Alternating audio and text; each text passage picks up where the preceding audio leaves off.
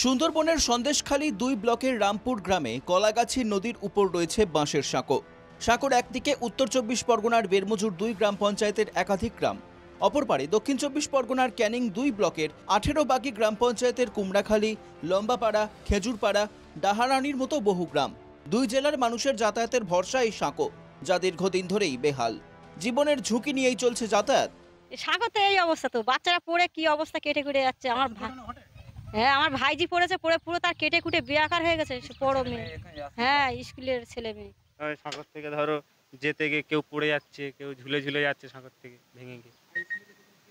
স্কুলে যেতে গেলে বলতে এইসব সাইকেল তো নিয়ে যাবে না, এই সরু রাস্তা থেকে, ওই জন্য এইসব ঝুলে ঝুলে যেতাম আগে। গ্রামবাসীদের অভিযোগ, প্রশাসনকে বারবার জানিয়েও হয়নি সেতু, এমনকি সেতু মেরামতের জন্যও মেলেনি কোনো আর্থিক সাহায্য। শেষ পর্যন্ত এক ব্যক্তির সাহায্যে এবং চাঁদা তুলে সেতু মেরামতির উদ্যোগ গ্রামবাসীদের। কেন হয় না, করে না, কেউ করে না, তো আমরা কি করবো? মানুষের ঘরের লোক সমাজ আমরা এই করে রেখে দিচ্ছি একর পাড়ার মতো।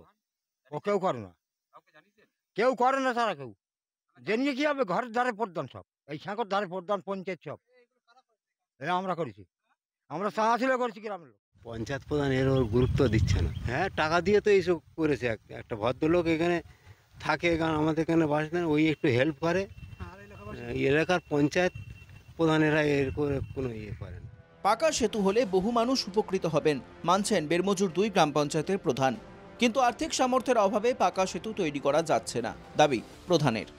এই ব্রিজটা হওয়া খুব প্রয়োজন। দেখুন, পঞ্চায়েতে তো ছোট ছোট স্কিম আমরা ছোট 3 লাখ 3.5 লাখ টাকার উপর আমরা স্কিম নিতে পারি না কংক্রিটে, আর এই ব্রিজটা করতে গেলে ব্যয়বহুল অর্থের দরকার। সুতরাং এটা যদি অন্যভাবে হয় তাহলে বহু মানুষ তারা উপকৃত হবে। নদীর 2 পাড়েই রয়েছে একাধিক প্রশাসনিক দপ্তর, রয়েছে স্কুল, হাসপাতাল, তাই জীবনের ঝুঁকি নিয়েই চলছে পারাপার। নিত্যদিনই ঘটছে দুর্ঘটনা, তারপরেও প্রশাসনের হেলদোল নেই। কংক্রিটের সেতু দাবি 2 24 পরগনার বাসিন্দাদের। বসিরহাট থেকে সঞ্জীব সরকারের রিপোর্ট, NKTV বাংলা।